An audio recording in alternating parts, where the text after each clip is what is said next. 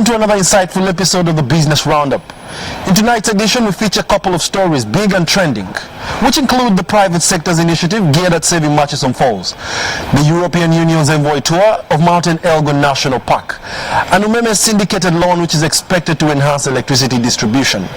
For these and more, don't flip the channel because it's time for business. In our first story, the prevailing weather conditions in eastern Uganda has affected the production capacity of the Tororo Solar North Power Plant. Constructed to produce at least 10 megawatts per day, the plant is currently producing less than 4 megawatts, as Dennis Sigor reports. Commissioned in 2017, the Tororo Solar North Power Plant has boosted electricity supply to the eastern region, especially to Tororo District and Busia. The construction of the solar power project was funded by the European Union member countries such as Germany, Netherlands, Switzerland and the United Kingdom to a tune of $19.6 million.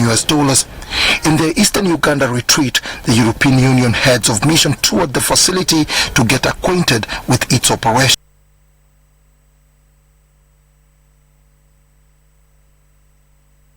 Which was commissioned in 2016, and probably this is the way forward. I mean, now we are changing. A lot of things are changing. I was reading articles about innovation which can make 5 times more efficient in the future the solar panels. So this will really change completely the reality of the way energy is. Although the power plant is loaded for achieving its goal, it is currently producing way below its peak, an issue attributed to the prevailing weather conditions.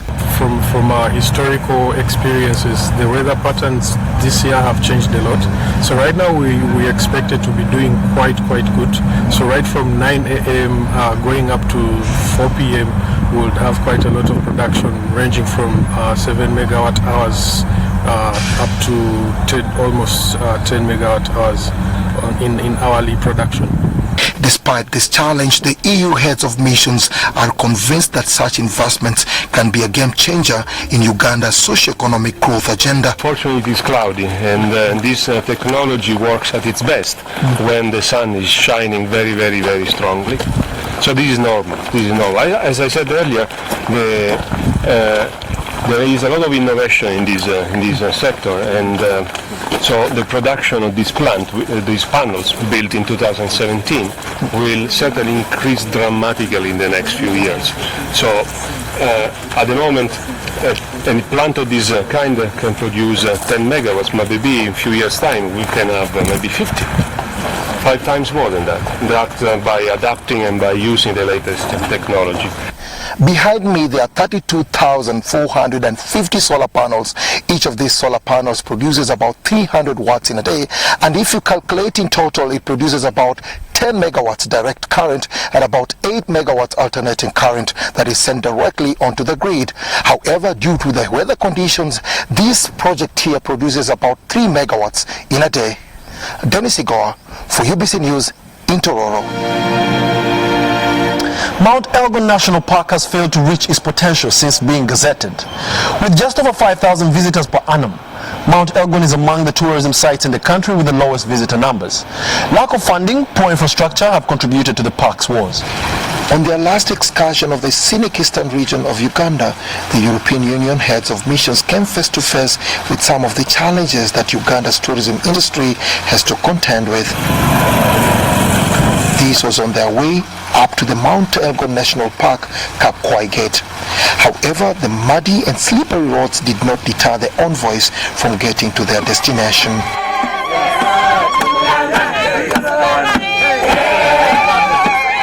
Top on the agenda of the EU ambassador's 4-day retreat in eastern Uganda was to explore its rich biodiversity. I think we came to this region because we wanted to understand it better. There are huge potentialities, huge possibilities. Not all of them have been tapped. We met champions, we met people who are incredible, we met and we saw this beauty of the nature. We endured a little bit the roads to get here. And I think the idea of sending messages to our own constituencies and to our member states about the beauty of this place and the opportunities that exist. The visit by the diplomats was lauded by government, represented by the Tourism and Wildlife Line Minister, Professor Ephraim Kamuntu. Yeah, we would want the ambassadors to talk about us in their country. And it makes a lot of sense if they are talking about something they have seen.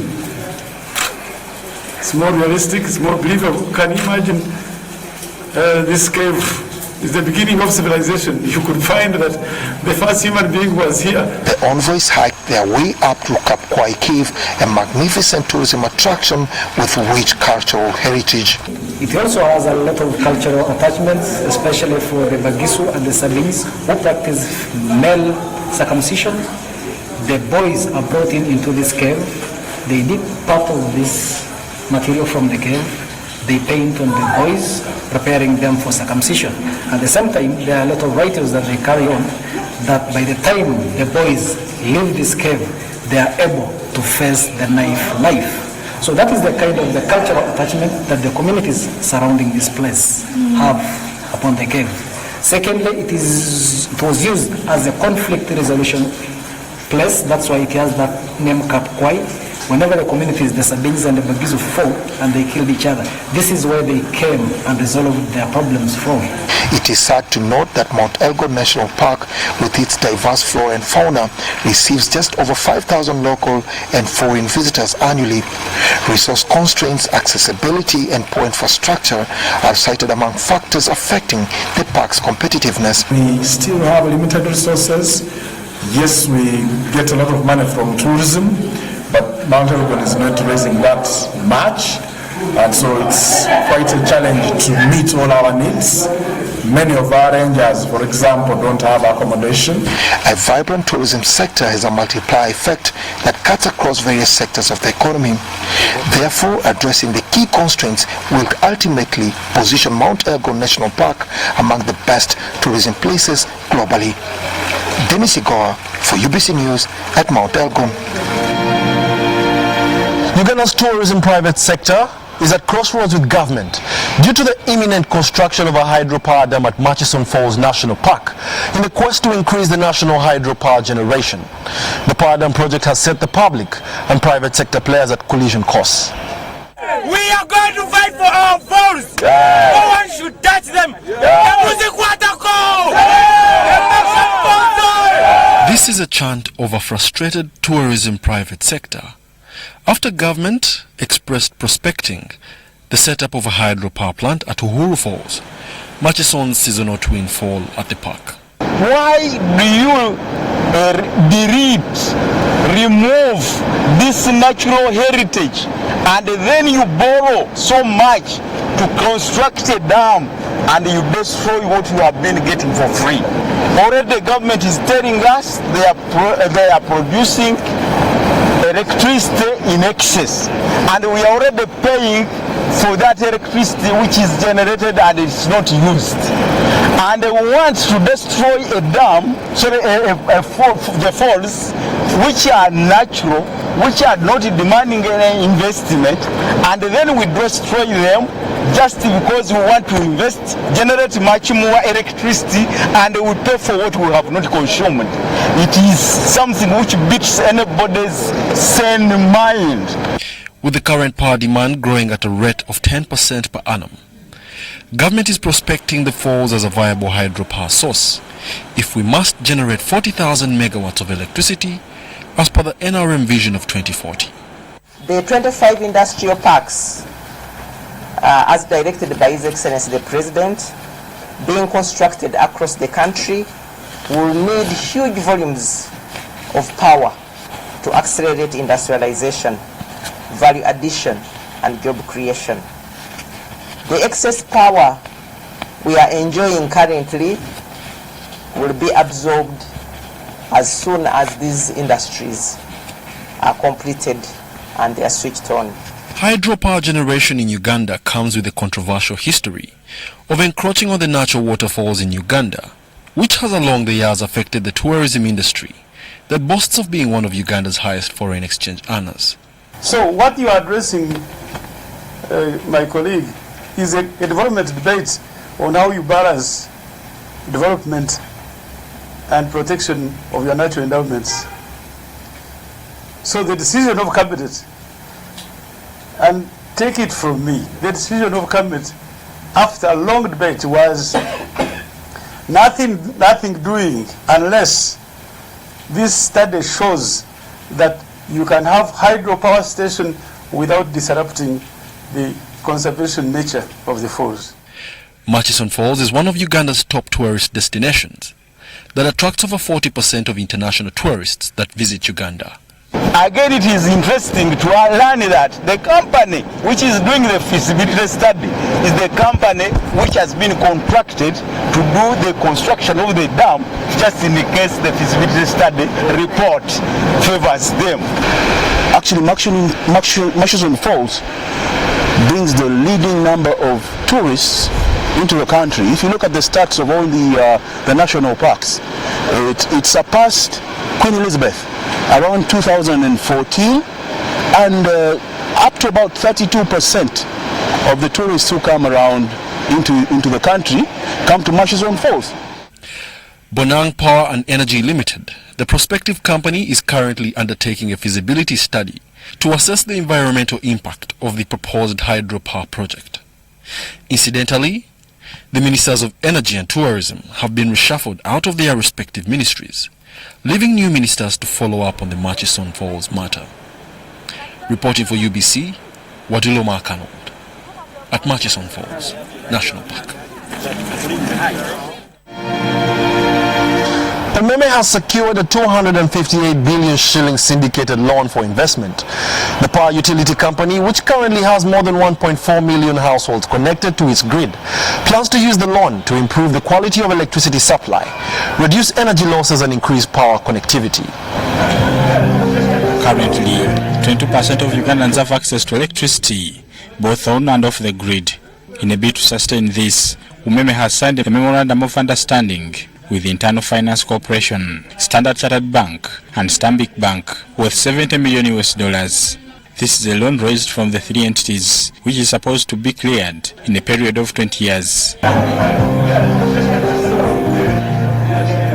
Managing Director Umeme Celestino Babungi noted that the funding will be invested in the distribution network to expand the system, refurbish worn-out components of the network, drive efficiencies, and increase electricity connectivity. So we are going to see a lot of distribution investments in the 25 industrial parks. You may be aware of the Kapeka, we are there.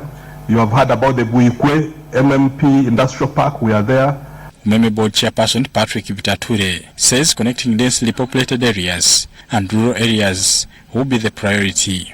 But remember, this country is growing. Our population is growing very fast, one of the fastest growing populations in the world.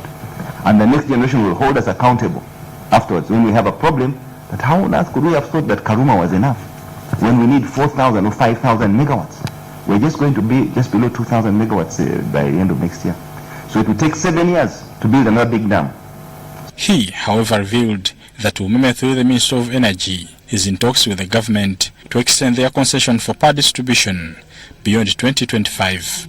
This comes at a time when Umeme's contract remains with almost 5 years to expire. So we are trying to balance what we are doing.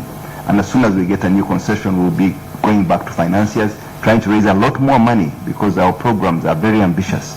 We'll be raising in excess of $500 million in the coming days, as soon as the tenure is closed. And then we've got a longer tenure to spread that cost, to amortize that cost over a longer period of time. Finance Minister Matia Kasaija, during the 2019-2020 financial year budget speech, stated that the concession with the Umeme Limited will be negotiated and extended to ensure further investment and also lower electricity tariffs. Since 2013, Umeme has invested over 1.7 trillion Uganda shillings in the distribution network, resulting into growth in the number of customers to 1.4 million. Bernard Yiga, Anthony Senabulia, UBC. A model farmer, Joel Cherop, is transforming communities in Uganda and across the continent. His efforts in the Sebe region started in 2010, and so far he prides in changing the youth's mindset about agriculture.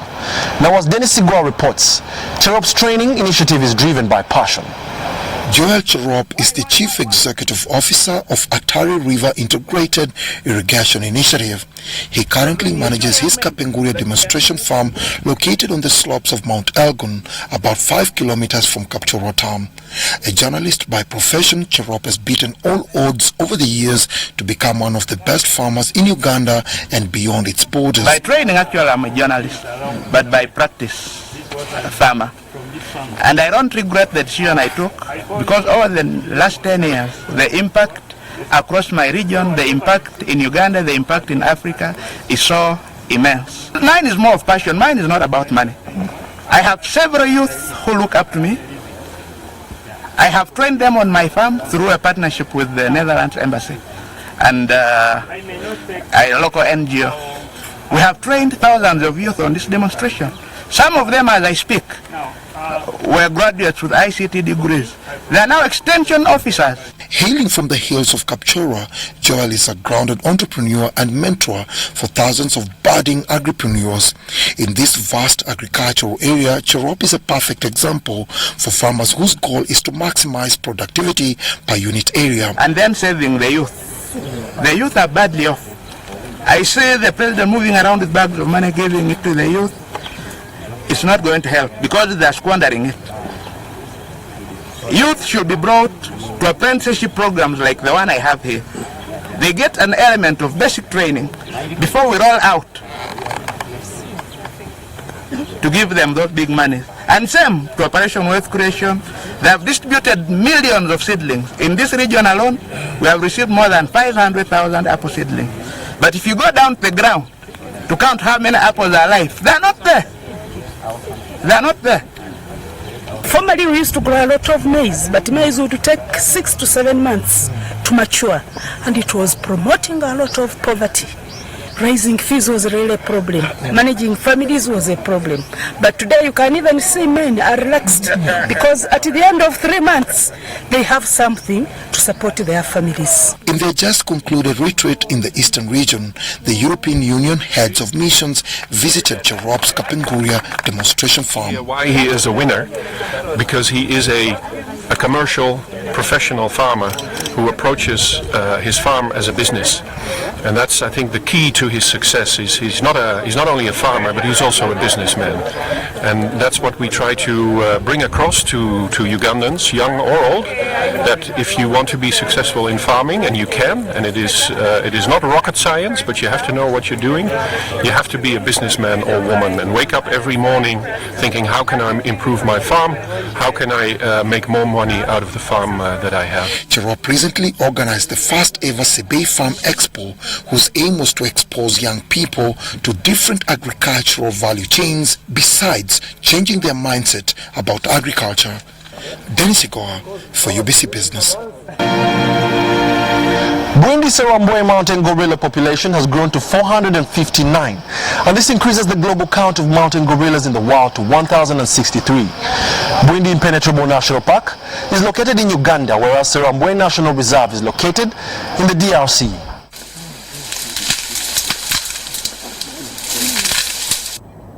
So, we want to tell the world that Uganda, as you have seen, is the host to 2 mountain gorilla populations. The first one is in Gahinga, and the second one is in Burundi Impenetrable Forest. And as you can see from these figures, I can now very pleased to confirm and to assert that Uganda is the host to more than 50% of the world's mountain gorillas, and Uganda is the only country in the world that can boast of this position. That has been made possible because of your support. This information, Honorable Minister, is very crucial for adequate planning of the activities aimed at ensuring long-term conservation of the mountain gorillas and their habitat, since people can only protect things properly if they know them properly. So on behalf of the Greater Virunga Transboundary Collaboration, I'd like to express my profound gratitude to the stakeholders who contributed in a way or another to make this exercise effective. We want to turn this, as you've been saying, that we should not be a conflict. We should turn it into a human-wildlife relationship. We need to improve on the relationships. We should not just promote to conflict. We need to come to the point that we are improving the human-wildlife relationship. And that is the message that I've been preaching, Honourable Minister, in the 7 districts that I've visited. So far with my team, with the ministry team and the OA, we've been preaching about the human-wildlife relationship. At least as far as we are concerned in Uganda Wildlife Authority, we take gorillas as a very crucial species. If you came to look at books of accounts, you'd realize that much of the revenue on which Uganda Wildlife Authority depends actually comes from gorillas. So which means that gorillas are responsible for conservation, not only in Bwindi and Gahinga and the area, but also in the rest of the country.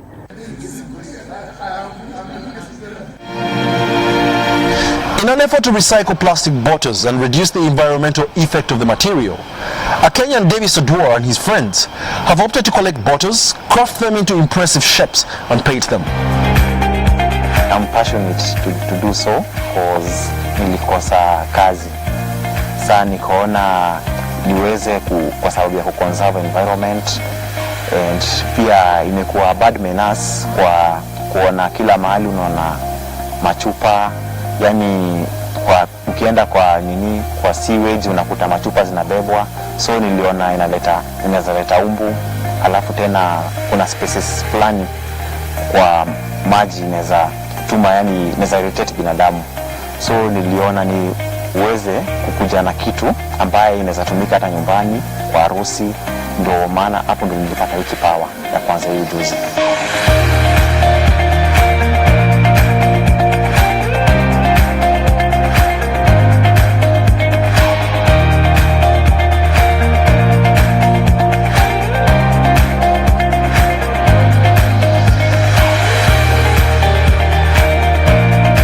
Mwezi wa Julai nilitengeneza 24 flower vases, na kwa hiyo 24 flower vases nilijaribu nikauza 16 of them. So July ilikuwa nzuri sana. Okay, on July nilitengeneza kama 8,000. Inaenda kulingana na season, kwa sababu unakuta kama saa hizi tunaelekea December, most kunakuwa na maharusi mingi, so unakuta inakuwa more profitable. Kama saa hizi natengeneza like 3,000. I can make even 3,000 a day. One flower is 600. It goes 600 to 1,200. Na unaweza kuta pengine juu ya harusi mtu anaweza like 5 of them.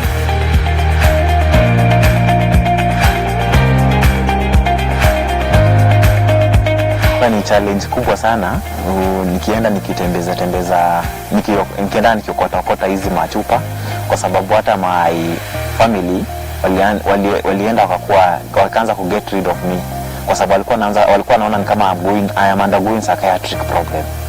So hata society pia walianza kuona huyu jamani kama ameshikwa na kichaa, amekuwa wazimu, kwa sababu mara nyingi inaingia mpaka ndani ya takataka.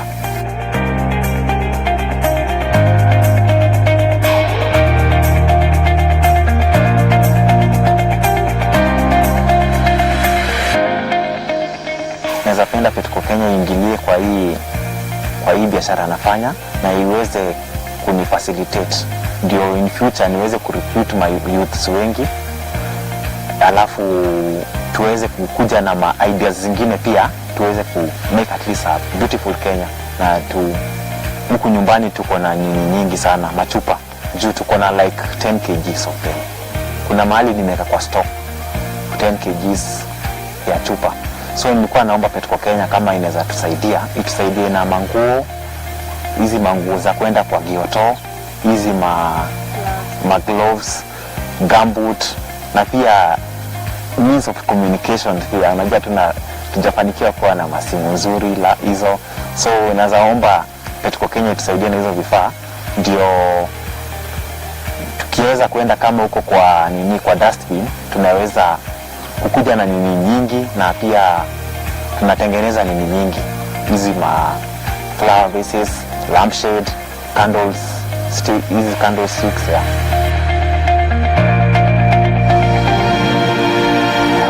Besides launching new programming for the festive season and continuing to promote their solar setup products, Nule Isma, the marketing and brand manager of StarTimes Uganda, shares an insight of what it means to do business in a fast-changing digital broadcast world.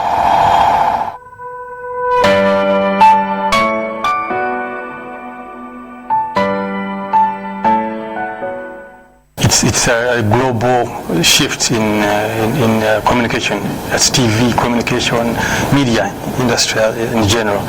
And if you look at our business for the last 1-2 years, people are embracing more of OTT platforms. So they're able to consume TV via their smartphone, which is more on the move.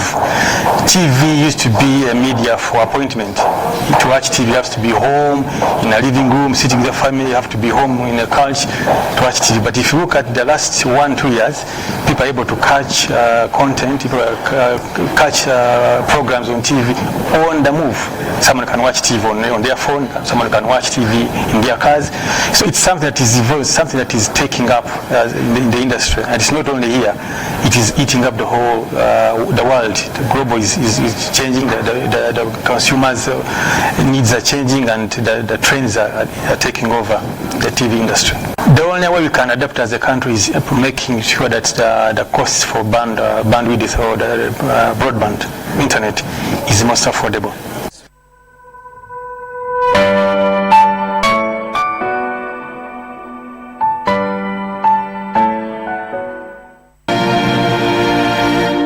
In their recent retreat to the eastern region, the European Union envoys visited the Stephen Kiprotich High Altitude Training Center. Being a rainy season, the envoys had a rough ride to the center, located about 2,600 meters above sea level. Lucky enough, their SUV vehicles managed the terrain.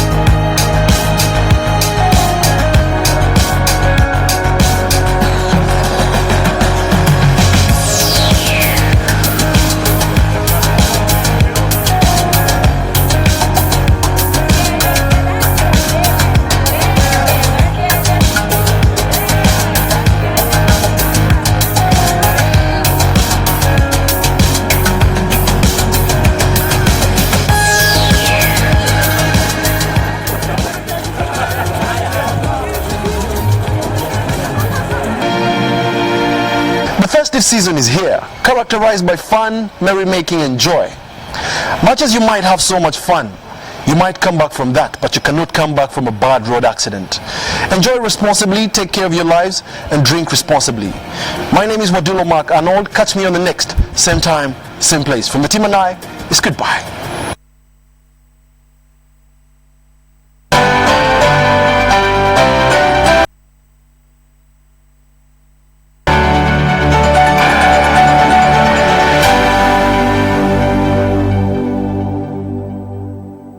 Introducing Airtel Broadband. Enjoy high-quality home video streaming and seamless connectivity. You can also connect up to 32 people for your business at only 280,000 shillings with 51 GB free, valid for a month, and installation at no charge. Use Airtel Money today to buy any of our customized broadband bundles. For product inquiries, give us a call on